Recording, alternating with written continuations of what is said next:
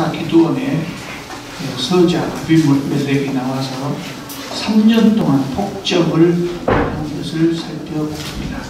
하나님께서 그 후에 돌라와 야일이라고 하는 두 사사를 세우셨습니다. 이 사람들에 대한 기록은 성경에 매우 짧습니다. 돌라는 고작 2절, 야일은 3절, 이렇게 아주 짧습니다. 그런데 돌라는 23년까지 이스라엘을 다스렸고 야일은 22년간 이스라엘을 다스렸다고 합니다. 상당히 긴 세월 동안 이스라엘을 다스렸지만 이들에 대한 기록이 별로 없습니다. 왜 그럴까요?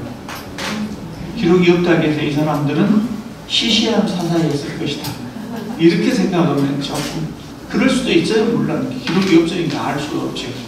근데 그렇게만 생각할 수는 없다면 오히려 태평성대였을 가능성이 있어요. 아무 문제가 없는 그런 외적의 침입도 없었고 그럴 가능성도 있어요. 물론 자료가 전혀 남아있지 않아서 기록하지 않았을 수도 있고요. 그 다음에 바로 이제 이어지는 이야기가 10장에 그 다음에 이어지는 이야기가 뭐냐면 이스라엘 백성들이 또다시 하나님의 언약을 잊어버리고 가나안 족속들이 섬기는 신들을 숭배하기 시작했다, 이 기사가 나옵니다. 6절을 보면은요, 이들이 섬긴 신들 이름이 나오는데 바알들과 아스타롯과 아람의 신들과 시돈의 신들과 모압의 신들, 암몬 자손의 신들과 블레셋 사람들의 신들을 섬기고 여호와를 버리고 그를 섬기지 아니함으로 되었습니다. 많은 신들도 섬겼죠. 그러니까 주변의 국가에서 자기들이 알 수 있는 거의 모든 신을 다 섬겼던 것 같아요. 그러나 정작 여호와 하나님은 섬기지 않았다 그랬어요. 그러니까 이 사람들이 다시 고난을 받습니다. 성경은 하나님께서 이 사람들을 블레셋과 암몬에 파셨다 그랬어요. 제가 전에 말씀드린 대로 블레셋과 암몬에 파셨다, 이 말씀을 글자 그대로 해석은 안 돼요. 하나님께서 이스라엘 백성들이 미혹당하고 블레셋과 암몬에 이스라엘을 파셔서 고난당하게 하셨다, 그렇게 해석하면 안 된다는 거예요. 사람들이 그렇게 영적으로 해석을 했죠. 그리고 블레셋과 암몬이 쳐들어왔지만 하나님께서 특별히 보호를 하시지 않으셨던 것 같아요. 블레셋은요, 지도를 잠깐 보시면 블레셋은 좀 넓은 지도를 볼까요? 이스라엘 전도인데, 전체 지도인데 블레셋은 이렇게 해안 지역에 이렇게 거주하고 있었습니다. 오늘날 팔레스타인이라는 말도 블레셋이라는 말에서 나왔다 그래요. 여기에 거주하고 살았고 암몬은 이쪽에 있었습니다. 그러니까 거의 같은 시기에 암몬은 동쪽에서 동쪽 사람들을 괴롭혔고 블레셋은 서쪽에서 서쪽 사람들을 괴롭혔던 것으로 보입니다. 10절을 보면 견디다 못해서 이스라엘이 다시 하나님께 호소했습니다. 하나님께 호소하기 전에 각종 신들에게 또 다 호소를 해봤겠죠. 안 되니까 하나님께 호소를 했습니다. 마침 그때 암몬이 쳐들어왔고 이들이 길르앗에 진을 쳤다 그랬어요. 동쪽입니다. 요단강 동쪽. 그러니까 이스라엘도 그에 대비해서 군대를 소집해갖고 진을 쳤는데 미스바에 진을 쳤다 그랬어요. 여기도 역시 동쪽입니다. 그런데 나가서 싸울 만한 용기 있는 사람이 없는 겁니다. 앞장서서 싸울 만한 용기 있는 사람이 없는 겁니다. 그래서 18절을 보면 10장 18절을 보면 누구든지 선봉에 서는 사람은 우리의 사령관이 되고야. 그리고 서로 미루고만 있었다는 거예요. 자, 11장으로 넘어갑니다. 이때 이스라엘 사람들이 생각한 사람이 입다라는 사람이었습니다. 1절을 보면 입다는 큰 용사였다 그래서 큰 용사, 아마 기골이 장대한 장군급이었던 것 같아요. 그런데 이 사람은 자기 아버지가 길르앗인데 므낫세 지파의 땅, 이 전체 땅을 이야기할 때 길르앗 땅이라고 말하거든요. 길르앗이라는 사람의 이름을 여기가 라못 길르앗이라는 도시가 있고요. 이 길르앗 사람의 땅이라고 그래요. 길르앗의 아들이에요. 아들인데 정실 부인에게 얻은 아들이 아니고 기생에게 나와서 데리고 온 자식이었어요. 근데 길르앗 아들들이 자라니까, 그리고 길르앗이 죽은 다음에 입다를 내쫓아버렸다. 그래서 입다가 3절에 보면 집에서 쫓겨나서 돕이라는 곳에 가서 살았어요. 돕은 어디냐면 길르앗 북동쪽 저 위쪽으로, 유프라테스 강 거의 가까이 가서 이방 땅에 가서 산 거예요. 므낫세 지파 땅이 이스라엘의 맨 북쪽인데 이방 땅에 가서 산 거예요. 3절을 보면 입다가 돕에 가니까 잡류들이 그에게 모여들었다 했어요. 잡류라고 번역이 다행이에요. 잡류라는 말은 잡놈들이라고 그러니까 시중 잡배들, 건달들이 모여든 겁니다. 입다가 워낙 기울이 장대하고 그러니까 저 사람 밑으로 들어가면 괜찮았다 이렇게 생각해서 건달들이 모여들었어요. 근데 입다가 아까 우리가 앞에서 말했던 기드온의 아들 아비멜렉보다는 괜찮은 사람들이었던 것 같아요. 입다는 기골이 장대한 사람이란 말이에요. 근데 아들들이 쫓아내니까 그냥 멀리 가서 조용히 살았어요. 자기 형제들에게 해코지 하지 않고. 근데 기드온의 아들 아비멜렉은 어떻게 했어요? 사람을 모아갖고 자기 형제 70명을 일거에 죽여버렸다는 거죠.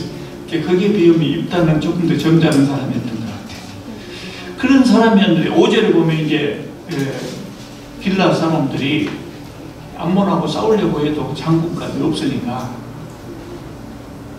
입다를 영입하려고 갔어요. 그리고 우리의 대장이 되어달라. 그리고 우리 앞장서서 싸우달라고 부탁을 했어요. 여러분 같으면 오겠습니까? 안 오겠습니까? 나도 안 옵니다. 아쉬울 때 되니까 나 부르냐?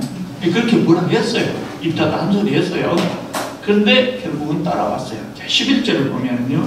이에 입다가 길르앗 장로들과 함께 가니 백성이 그를 자기들의 머리와 장관을 삼은지라.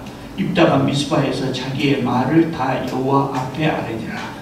여호와 앞에 아뢰다. 그 말은 내가 이제 이스라엘의 대장이 되어서 출전을 하겠습니다. 이렇게 말을 했다는 거예요. 그런 의미죠. 그러니까 입다가 이스라엘의 대장이 된 후에 하나님의 승인 절차를 밟은 겁니다. 다른 사사들하고 입다는 좀 달라요. 다른 사사들은 하나님께서 택하셔서 사사를 삼으셨는데 입다는 사람들이 먼저 그를 영입하고 그 다음에 하나님의 승인을 받은 케이스입니다. 입다는 사사가 된 다음에 전쟁부터 한 것이 아니라 외교로 풀어보려고 했어요. 외교로. 그래서 외교관을 보냅니다. 12절부터 28절까지 외교관이 왔다 갔다 하면서 전한 내용들을 담고 있어요. 그 내용은 뭐냐면 암몬이 듣지 않았다. 듣지 않았다. 그래서 어쩔 수 없이 전쟁할 수밖에 없었고 이 전쟁에서 일단 대승을 했습니다. 32절을 보겠습니다. 이에 입다가 암몬 자손에게 이르러 그들과 싸우더니 여호와께서 그들을 그의 손에 넘겨주시며 아로엘에서부터 민닛에 이르기까지 20성읍을 치고 또 아벨그라빔까지 매우 크게 무찌르니 이에 암몬 자손이 이스라엘 자손 앞에 항복하였다. 이렇게 기록하고 있어요. 그러니까 이것도 역시 하나님의 성전이었다. 거룩한 싸움이었단 말이죠. 그래서 여호와께서 그들을 그의 손에 넘겨주셨다. 하나님께서 함께 해주셨다는 기록이 나와 있어요. 자, 이 전쟁에 관한 기록도 꽤 자세하게 기록되어 있습니다만은 입다에 관한 기사에서는 전쟁에 관한 기록보다도 오히려 그 다음에 나온 이야기가 우리가 집중해야 될 이야기가 있어요. 29절에 보면요, 입다가 전쟁에 나가기 전에 여호와의 영이 입다에게 임하셨다 그랬어요. 여호와의 영이 임하셨다. 우리는 모두 성령 받았어요. 근데 그 시대는 특별한 사람만 성령을 받잖아요. 오늘날 예수께서 승천하신 다음에 마가 요한의 어머니 마리아의 다락방 거기에 성령이 임하셨죠. 그때부터 성령이 임하신 것을 보편적으로 성령이 임하셨다. 그전에도 성령이 사람들에게 임하셨기는 했지만 특별한 경우에 특별한 사람들에게만 오죠. 그런데 그 이후로는 예수 그리스도를 영접하는 모든 사람에게 성령이 오시죠. 그래서 그 이후부터 보편적으로 성령이 임하신다. 신학적으로는 그렇게 이야기를 하는데요. 이때 여호와의 영이 입다에게 임하셨다 그래서. 그러니까 구약시대에 성령이 임하시는 그 모습을 보면 본인도 알고 다른 사람도 대부분 알아요. 아, 여호와의 영이 임하셨다. 이렇게 알아요. 알게 오시는 것 같아요. 그러니까 입다가 하나님께서 2000년에 함께 하신다고 하는 것을 깨달으면서 하나님께 소원을 합니다.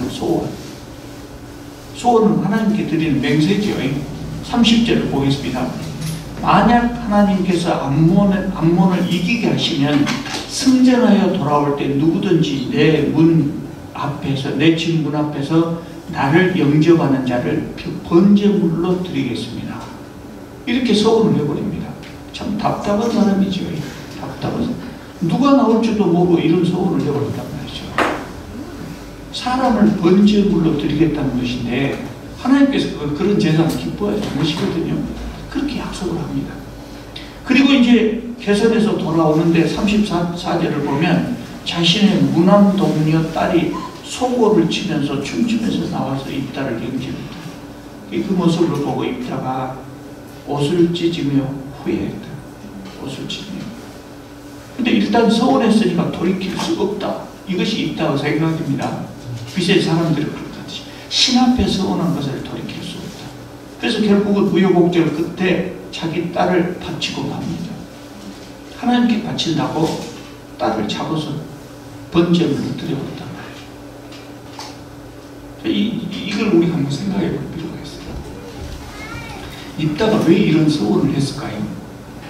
하나님 앞에 왜 딸을 누구든지 먼저 나온 사람 번제물을 바치겠다고 소원을 했을까요?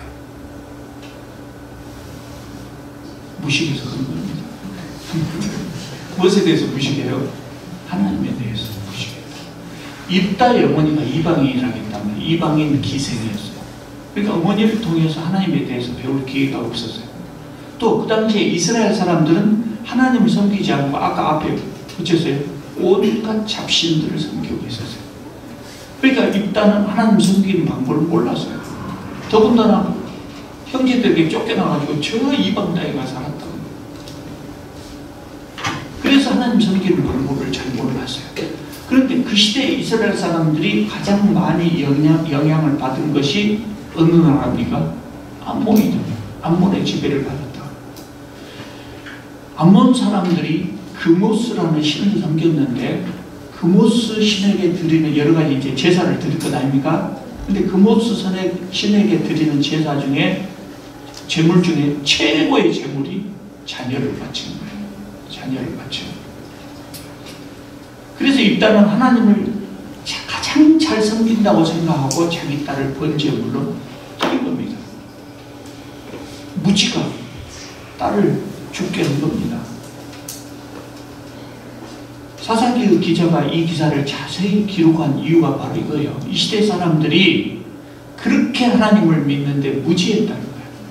입다가 사사고 공을 세웠으니까 좋은 이야기만 쓸 수 있잖아요. 좋은 이야기만 써줄 수 있죠.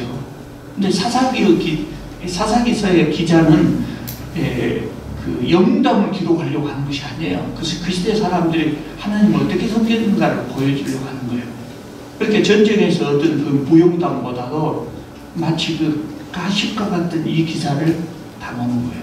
그렇게 하나님을 섬기는데 무시했다는 겁니다. 그 시대 사람들이. 여러분, 그러니까 우리가 여기서 중요한 교훈을 얻어야 될 중요한 교훈이 하나가 있는데 그 뭐냐면 하나님을 열심히 섬기는 게 중요하죠. 열심히 섬기는 게 중요한데 그보다도 더 중요한 것이 뭐라는 거예요? 바르게 섬기는 것이다. 잘 알고 섬겨야 된다. 하나님을 열심히 섬긴다고 해도 천국에 못 가요.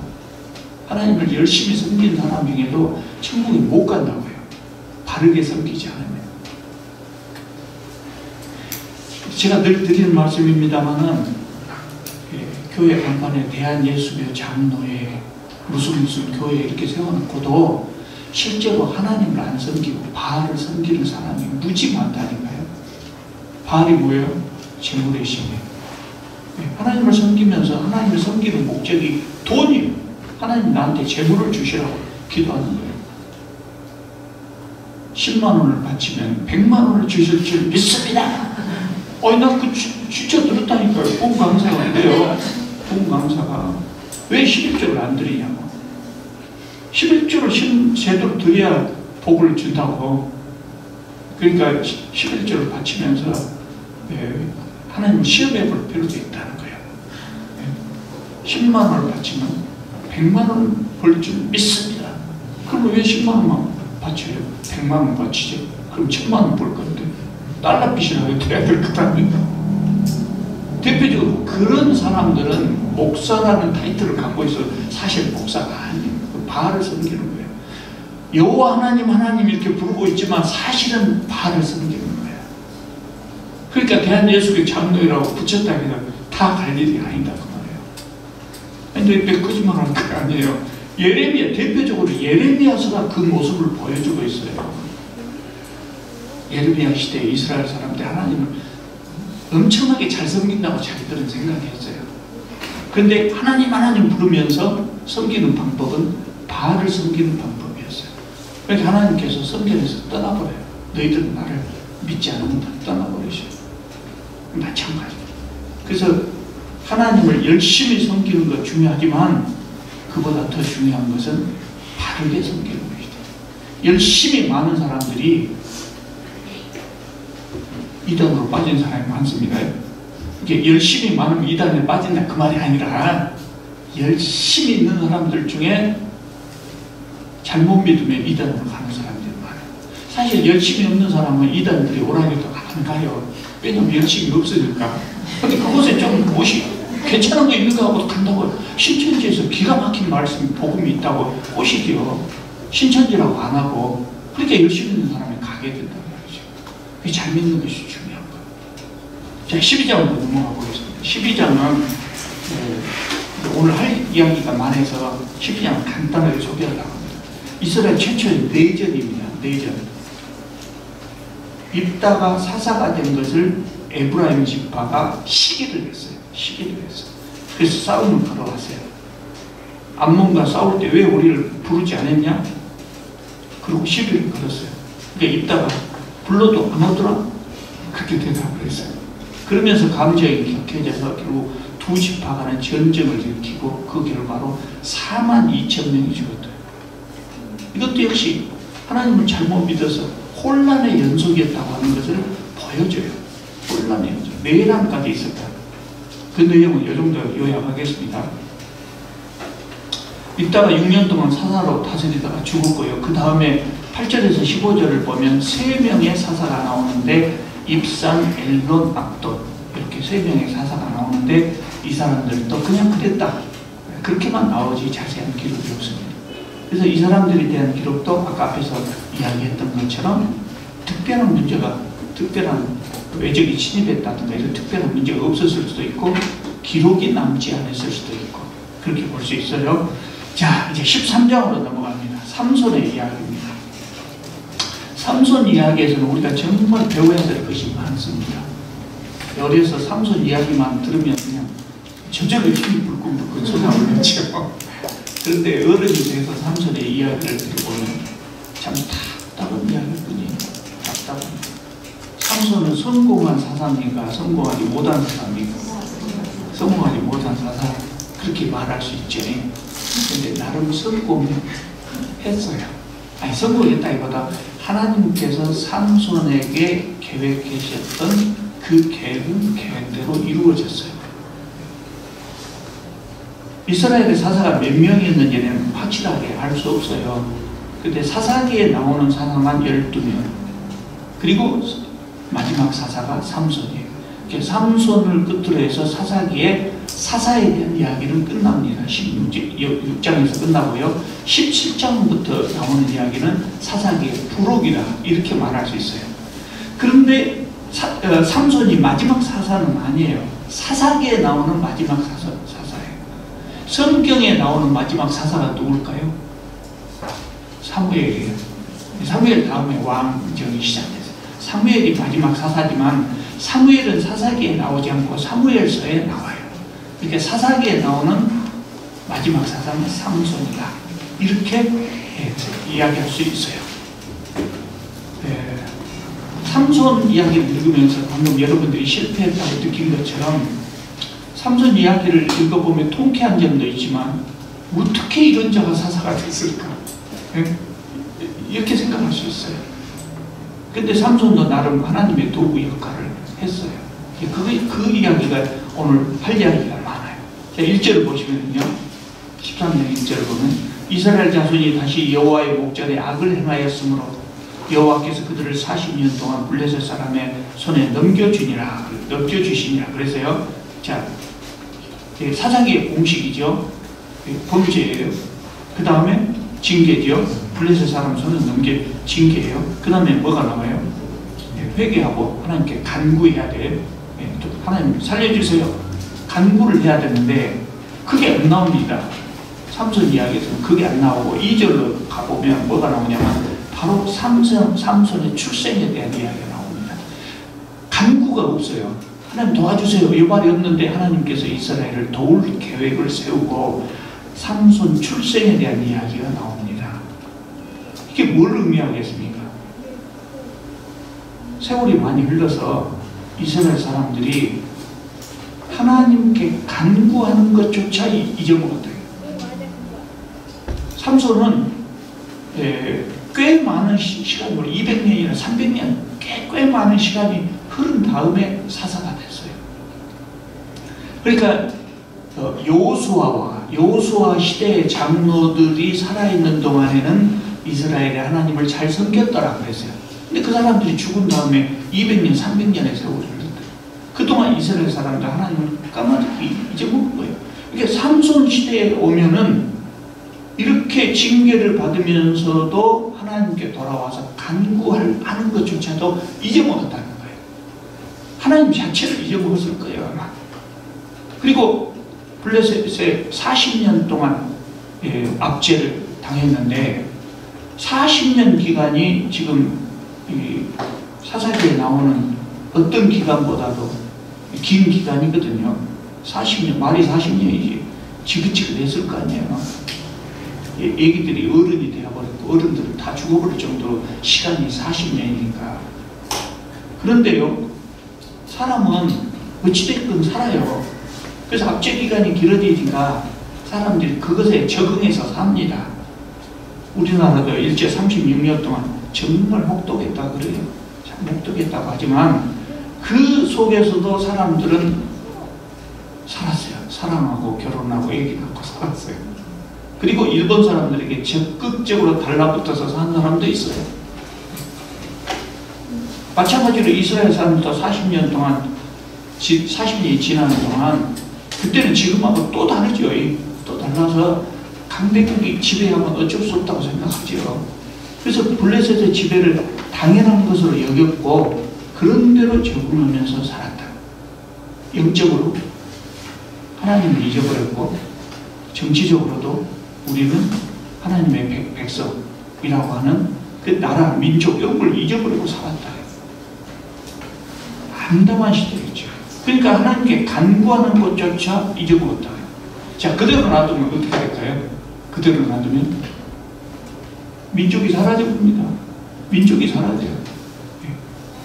아니, 과거에 우리 지금 만주 지역에 수많은 민족들이 왔다 갔다 했죠. 우리가 삼국시대에, 고려시대에 보면 수많은 민족들이 왔다 갔다 했지만 없어요. 이름도 안 나왔어요. 그러니까 이대로 놔두면 이스라엘 역사 속에 사라져버릴 존재가 되었다고 말해요. 사라져버릴 존재가.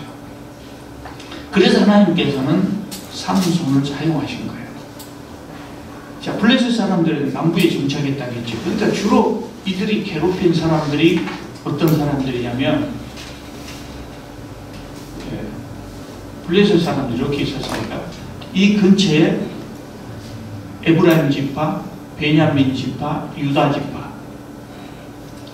그리고 가장 많은 피해를 입은 것이 단 지파예요. 삼손은 여기 사람이거든요. 여기 소라 사람, 단 지파 사람. 가장 많은 고통을 받은 것이 단 지파예요.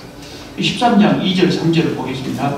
소라 땅에 단 지파 가족 중에 마노아라 이름하는 자가 있더라. 그의 아내가 임신하지 못함으로 출산하지 못하더니 여호와의 사자가 그 여인에게 나타나서 그에게 이르시되 보라, 내가 임신하지 못함으로 출산하지 못하였으나 이제 임신하여 아들을 낳으리니 백성들이 우리 살려주세요 간청도 하지 않았고, 또 마노아의 아내가 나도 얘기 낳게 해주세요 간구하지도 않았어요. 그러니까 하나님께 간구할 줄도 몰랐다.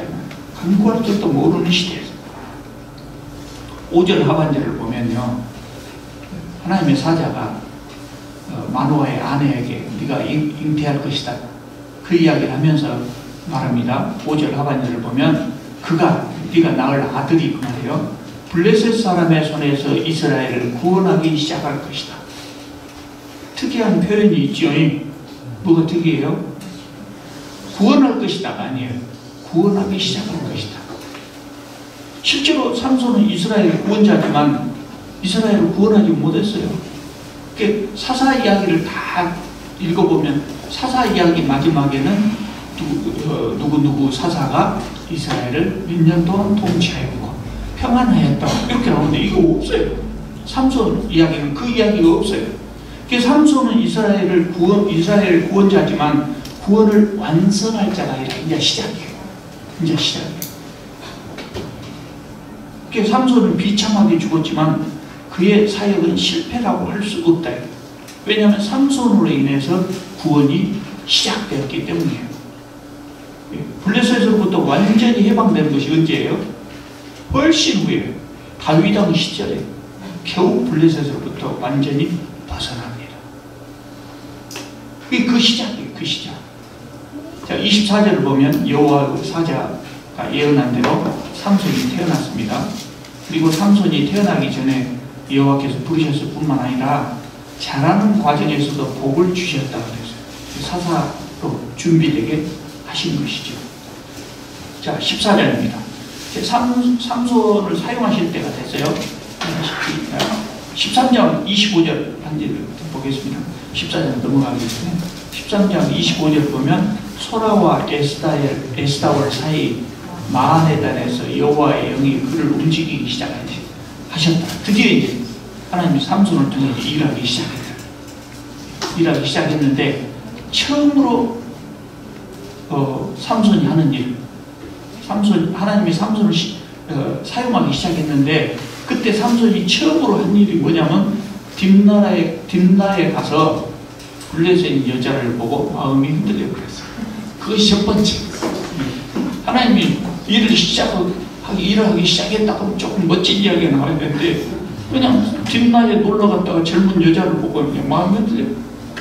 그것도 블레셋 여자예요. 그리고 이제 돌아와서 그의 부모에게 그 여자를 아내로 삼게 해달라고 졸라요. 이유가 뭐냐? 그냥 좋다는 거예요. 3절에 보면. 내가 좋아하니까 데려와서 아내를 삼게 해줍니다. 4절에 추가로 설명합니다. 4절에 그때 블레셋 사람이 이스라엘을 다스린 까닭에 삼손이 틈을 타서 블레셋 사람을 치려 함이었으나 그의 부모는 이 일이 여호와께로부터 나온 것인 줄 알지 못하더라. 이 일이 무슨 일이에요? 삼손이 블레셋 여자와 결혼하려고 하는 그 일, 그 일이 여호와께로부터 나온 것이었다는 거예요. 근데 이거 누가 계획했어요? 그때 블레셋 사람이 이스라엘을 다스린 까닭에 삼손이 틈을 타서 블레셋 사람을 치려 함이었으나 무엇이? 그 여자와 결혼하려고 하는 것이에요. 그러니까 여기 읽어보면요, 삼손이 상당히 기특합니다. 그 여자, 이방 여자와 결혼하려고 한 이유가 3절에는 그냥 좋아서 하겠는데 4절에 보면 이것을 계기로 틈을 타서 블레셋 사람들을 치려고 했다. 근데 그 다음에 아무리 읽어봐도 삼손이 그런 것 같지는 않아요. 그런 이야기 아니에요. 그래서 이 구절이 참 해석이 어렵습니다. 그렇게 번역됐지만 성경학자들은 이렇게 봅니다. 성경 히브리 원문을 보면 삼손이 틈을 타서 이 결혼을 통해서 삼손이 틈을 타서 블레셋 사람을 치려고 했다. 그것이 아니고 원문에서 삼손이란 말이 나오지 않고 그가 틈을 타서 블레셋 사람들을 치려 함이었다. 이렇게 나와요. 그래서 성경학자들은 이 부분을 삼손이 아니고 그가 삼손이 아니고 하나님이었다고 봅니다. 삼손은 그 이방 여자에게 뿅 가갖고 저거 내 아내로 삼아주세요. 그렇게 천방지축으로 날뛰었어. 그리고 하나님의 뜻이나 부모의 의견을 무시하고 그렇게 비신앙적인 행위를 했지만 하나님께서 그것을 하나님의 계획에 사용하셨다. 그 결혼을 하나님의 계획에 사용하셨다. 하나님은요, 우리를 통해서 이루시려고 하는 계획이 있잖아요. 하나님께서 우리를 통해서 이루시려고 하는 계획이 있는데 내가 그것을 순종하면 그러면 멋지게 하나님의 계획이 이루어져요. 그런데 내가 불순종하잖아요. 그러면 나만 혼나요. 나는 혼나지만 하나님이 내 불순종까지 또 이용해서 하나님의 뜻을 이루어 가셔요. 가장 대표적인 사건이 뭐예요?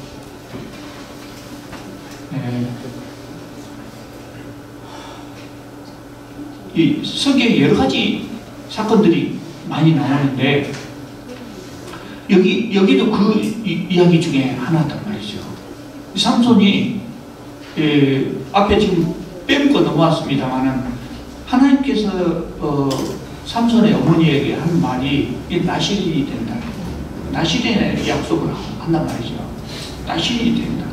그러면 삼손이 하나님의 사자가 삼손의 어머니에게 이야기한 것이 삼손이 태어나기도 전이지만 자기가 나실인이라는 것을 알았겠습니까? 몰랐겠습니까? 알았을까요? 몰랐을까요? 왜 몰라요? 아니, 여러분, 우리 상상을 해봅시다. 어느 날 하나님의 사자가 여러분한테 와서 진고사님 아들을 낳을 것이고 나실인이 될 것입니다. 하나님의 훌륭한 종이 될 것입니다. 그랬어요. 그 아들을 낳았어요. 아들을 커나가요.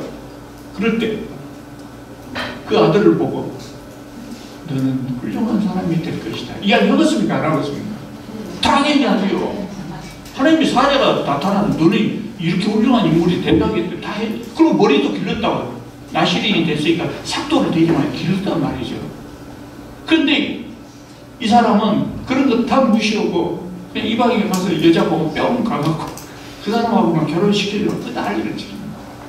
그러나 하나님은 그것을 이용하셨다. 어떻게 이용하셨냐? 자, 그러니까 하나님이 일하기 시작했다겠죠.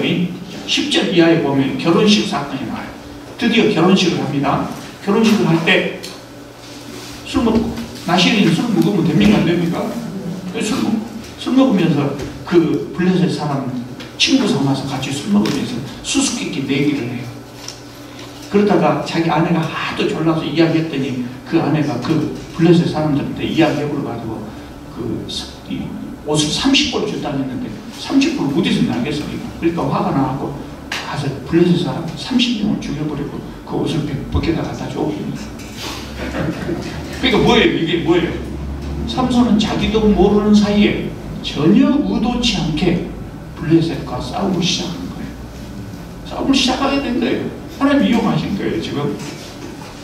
그리고 이제 화를 내고 가버리니까 장인이 어떤 생각을 갖겠습니까? 자기 딸이 이렇게 삼손 살살살살 꼬셔갖고 수수께끼 답을 말하게 하고 그리고 갖다 이야기해줘 버렸단 말이죠. 그러니까 삼손이 화가 나서 가버렸으니까 파워는 하려고 가버렸는가 보다 그러고 그 딸을 또 딴 사람에게 줘버렸어요. 상당히 시간이 흘렀던 모양이죠. 그리고 이제 삼손이 다시 찾아오니까 이미 다른 사람의 아내가 되어버렸다고. 그래서 삼손이 화를 내니까 그 둘째 딸을 죽였다. 살살 달래도 안 돼요.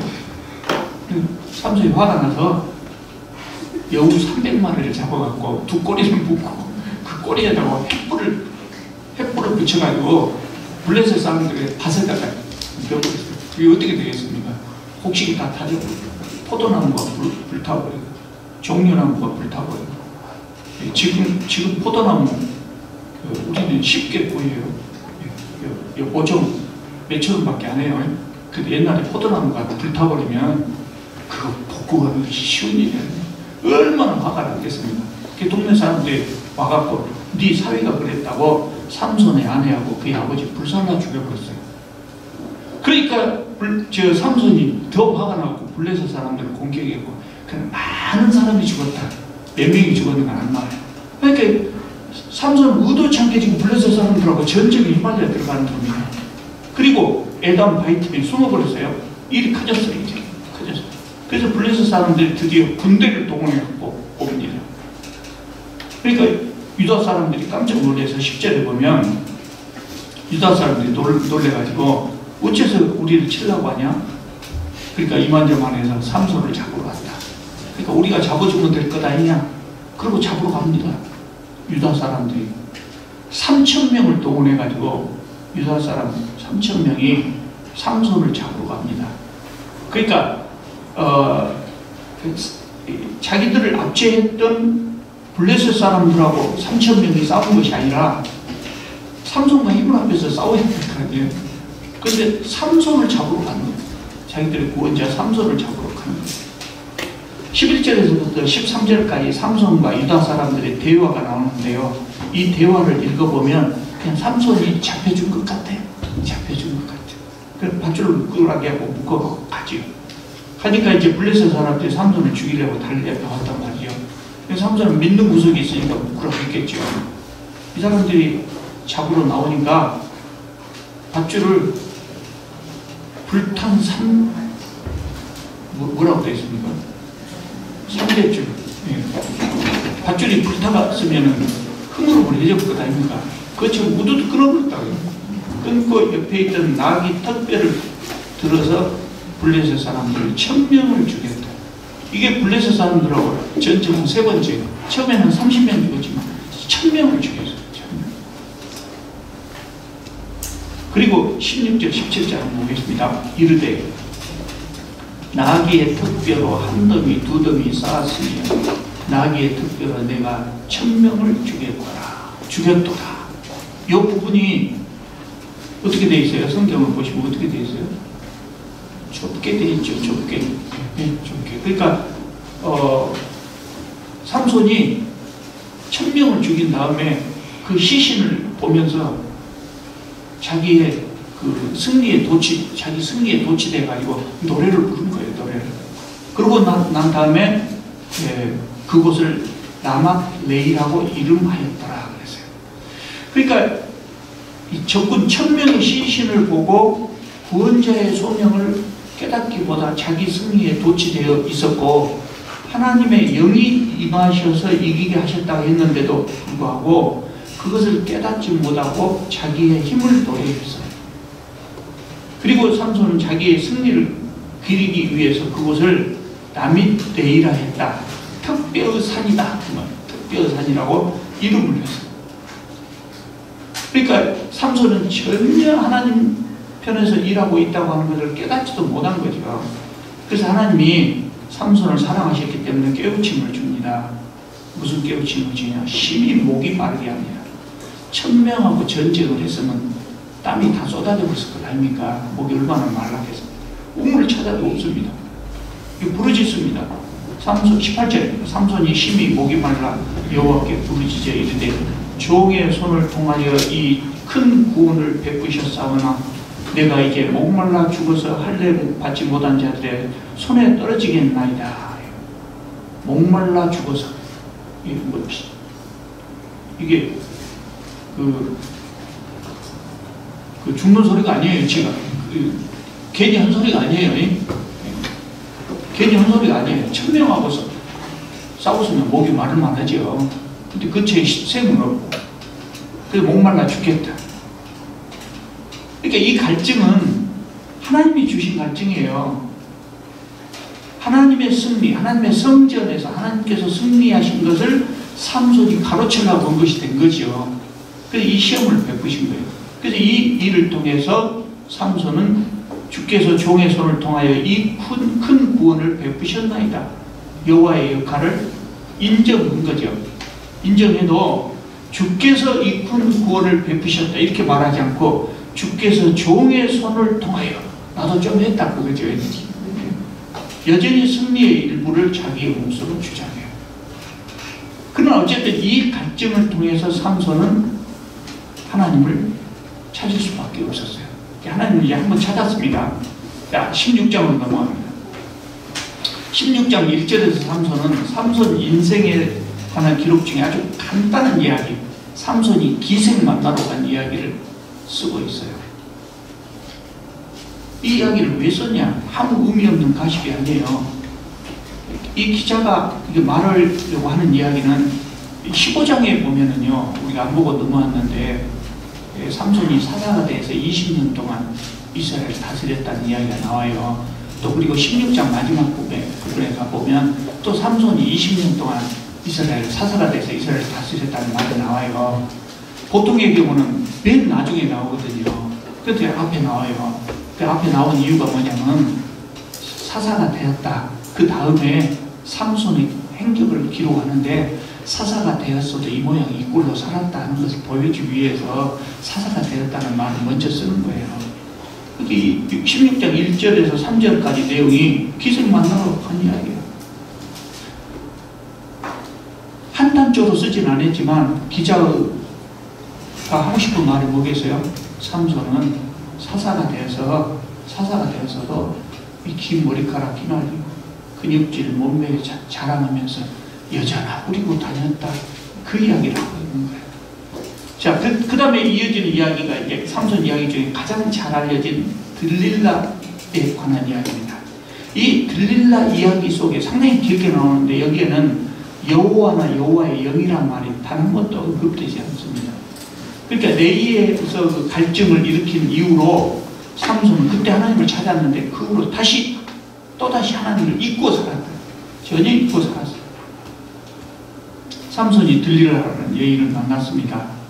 재밌게 잘 지냈는데 블레셋 사람들이, 지도자들이 이 들릴라가 블레셋 여인이니까 들릴라를 통해서 삼손을 잡으려고 은 1,100개를 주겠으니 삼손을 잡을 방도를 좀 알려주라. 그러니까 이 여인이 살살 삼손에게 달래가지고 4번 만에 정답을 알아냅니다. 자, 17절입니다. 삼손이 진심을 드러내어 그에게 이르되 내 머리 위에는 삭도를 대지 아니하였나니 이는 내가 모태에서부터 하나님의 나시린이 되었습니다.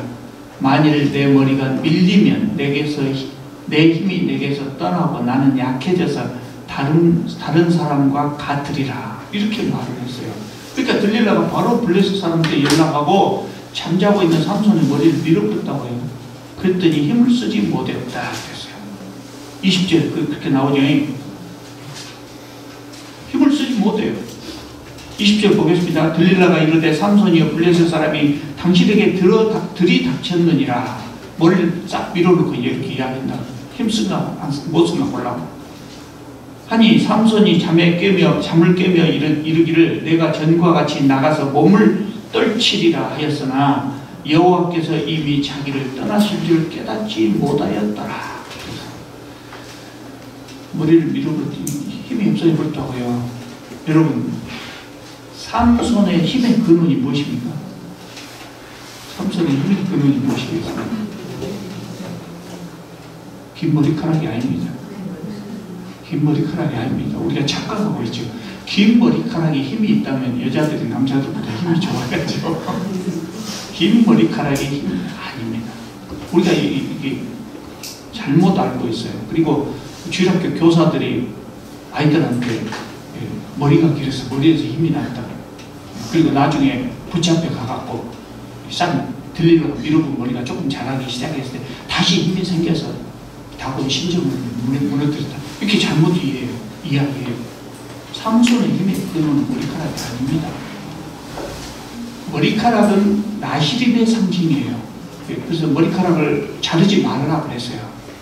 머리카락 남자가 머리를 기른 사람을 보면 저 사람은 나시린이다. 하나님께 바치는 사람이다. 그걸 알 수 있거든요. 그러니까 기르라고 했어요. 그러니까 삼손이 엉망으로 세상을 살았지만 머리를 기르는 동안은 최소한 하나님하고 약속, 최소한의 약속인 머리를 기른다고 하는 그 약속은 지켰다. 그래서 그동안 하나님께서 힘을 주시고 이 삼손을 사용하신 거예요. 그런데 머리를 잘라버렸다, 이것은 나시린으로서 최후의 약속을 버리는 거예요. 그동안 개판으로 살았고 술도 먹어보고 그랬으니까 나시린답지 못했는데 마지막 남은 머리까지 밀어버렸다고 하는 것은 최후의 약속을 버려본 거예요. 그래서 아까 뭐라 그랬어요? 20절 보면 여호와께서 이미 자기를 떠나신 줄 깨닫지 못해요. 그래서 하나님께서 삼손을 떠나셨다고 말해요. 그때 힘의 근원은 머리카락이 아니고 하나님이에요. 하나님이 함께 하신 거예요. 아니 머리카락에 뭔 힘이 있겠어요? 하나님께서 삼손이 최소한의 나시린의 그것을 지키고 있을 때 하나님께서 삼손에게 힘을 주신 거예요. 잘라버렸단 말이죠. 머리카락이 잘라지면서 하나님이 떠나신 것이죠. 이게 잘라진 것은 머리카락이 아니고 힘도 아니고 하나님의 능력이 잘라진 거예요. 하나님의 능력이 살아있는 거예요. 그게 우리가 알아야 될 중요한 교훈 중에 하나예요. 우리는 외부적인 어떤 것으로 하나님의 능력을 받은 것을 생각하면 안 된다. 하나님 자체가 힘이죠. 자, 블레셋 사람들이 삼손을 잡았습니다. 쉽게 죽이지 않아요. 눈을 빼고 목에서 맷돌을 갈게 했다. 맷돌을 돌리게 했어요. 삼손이 그동안 와신한담했겠죠.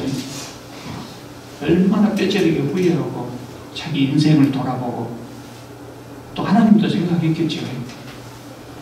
그 어느 날 삼손을 불러내가지고 많은 사람들 앞에서 다곤 신전에서 제사를 드리는데 그 앞에서 삼손을 놀이객감 삼았어요. 이렇게 힘이 센 사람들을 다곤 신이 잡게 해줬다. 처참한 삼손의 모습을 보여줬어요. 백성들이 막 화로하지요. 그때 삼손이 부르짖어 기도합니다. 28절입니다. 삼손이 여호와께 부르짖어 이르되 주 여호와여 구하옵나니 나를 생각하옵소서. 하나님이여 구하옵나니 이번만 나를 강하게 하사 나의 두 눈을 뺀 블레셋 사람들의 원수를 단번에 갚게 하옵소서. 삼손이 하나님께 부르짖은 것이 몇 번째요? 두 번째요. 나시린이 평생 두 번 부르짖었어요.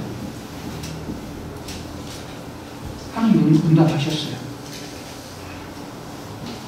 삼손은 전에 레이에서 그 갈증 때문에 부르짖었을 때 하나님 응답하신 것을 기억하고 있었겠죠. 그래서 내가 이번 한번 하나님 다시 이야기하면 하나님께서 도와주실 것이다. 이거 별것 아닌 것 같아도 삼손에게 놀라운 변화가 일어난 거예요. 내가 부르짖으면 하나님께서 도와주실 것이다. 이걸 이제 깨닫게 된 거예요. 그러니까 삼손은 자기 몸이 건강해 있을 때 근육질 몸매 자랑하면서 자신의 시각으로 세상을 봤지만 하나님의 시각으로 세상을 볼 수 있게 된 거죠. 힘의 원천이 자기 머리카락이 있지 않다는 것도 이제 알았어요. 들릴라에게는 머리를 밀어버리면 힘이 없어졌다고 이야기했지만 이제는 자기의 힘의 원천이 머리카락에 있는 것이 아니라 하나님이 도우시면 된다는 걸 알았죠. 그래서 하나님께 힘을 달라고 기도한 거예요. 그리고 두 기둥을 무너뜨렸습니다. 그러니까 신전을 무너뜨리는 것은 삼손의 힘이 아니에요. 뭐입니까? 하나님의 능력이라고요. 하나님께서 자신을 평생 동안 도구로 사용하셨던 것을 삼손은 죽는 순간 깨달았을 겁니다. 내가 그렇게 살았던 것이 참 잘못된 것이었다는 것도 알고 하나님께서 나를 도구로 사용했구나. 그걸 알았을 거예요. 30절 하반절을 보면 삼손이 죽을 때 죽인 자가 살았을 때 죽인 자가 많았더라 그랬어요. 자, 삼손 이야기를 다시 한번 생각해 봅시다. 하나님께서 삼손을 사용했는데 이스라엘을 구원하지 못하셨어요. 그러면 하나님께서 얻으신 게 뭐예요? 삼손을 통해서 하나님이 얻으신 게 뭘까요? 자기 정체성도 모르고 잊어버리고 40년 동안 잊어버리고 하나님도 잊어버리고 현실에 안주해서 블레셋의 식민지로 살아가고 이방신을 섬기던 그런 사람들에게 이 블레셋과 이렇게 붙어있고 이방신하고 붙어있던 이런 사람들을 하나님이 삼손을 통해서 분리시켜서 블레셋과 갈등을 맺게 한 거예요. 그것이 삼손의 역할이에요. 그러니까 삼손은 뭐냐면 한마디로 말하자면 하나님께서 보내신 쐐기예요.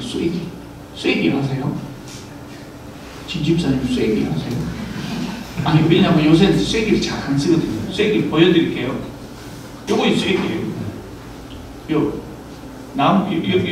요렇게도 써요. 요런 데다가 요 삼각형 뭘 때려 박으고 찍었으니까 쫙 갈라지죠. 목수들이 여기에 많이 써요. 여기 문짝에다가 요거를 딱 끼워요. 근데 흘렁해갖고 빠져볼 수 있어요. 그래서 요 사이에다가 요 삼각형 쐐기를 박으면 요것이 이렇게 늘어나겠죠. 빡빡해진다. 안 빠지죠. 이렇게. 그래서 요리 들어가면 여기다 쐐기를 박으면 이게 팽창해갖고 안 빠지죠. 저게 쐐기예요. 근데 여기서 말하는 쐐기는 주로 요거죠. 이스라엘 사람들이 블레셋에 붙어서 그냥 살고 있는데 너희들은 블레셋의 사람으로 살 사람들이 아니라 하나님 백성으로 살 사람들이야. 이거 분리시키고 또 너희들은 이방 신하고 그렇게 살 사람들이 아니라 삼손을 통해서 하나님께서 하나님의 능력을 보여주신 거예요. 하나님을 찾아야 된다. 쐐기로 박아버린 것이죠. 그래서 삼손은 성공적인 사사가 아니었다 이렇게 느껴지지만 사실은 삼손을 통해서 블레셋과 이스라엘 또 이방신과 블레셋 사이에 금이 가기 시작했어요. 그것으로 삼손의 역할을 끝난 것이죠. 그러니까 사사답지 않은 사사지만 성경에서 그를 소개하고 있는 이유가 그거죠. 우리는 하나님께서 우리를 사용하신다 그럴 때 자진해서 예 알겠습니다. 그리고 열심히 쓰임 받도록 해야지. 거부하고 다른 데로 도망갔다가 연하가 도망간 것처럼 다른 데로 도망갔다가 억지로 끌려와서 아니 하나님 뜻대로 안 하고 거부하고 가도 하나님은 그대로 사용하시다. 하나님을 배반하는 것조차도 이용해서 하나님 뜻을 이루어 가셔요. 어차피 하나님의 뜻을 이루어 가셔요. 그러면 내가 자질해서 하나님께 순종할 거냐? 거절하다가 매맞고 그렇게 될 거냐? 우리에서부터 되지. 자, 오늘 좀 시간이 좀 흘렀습니다만 오늘도 여러 가지 말씀 생각하시면서 은혜 받은 대로 말씀의 교훈을 생각하시면서 합심해서 잠깐 동안 기도하시겠습니다.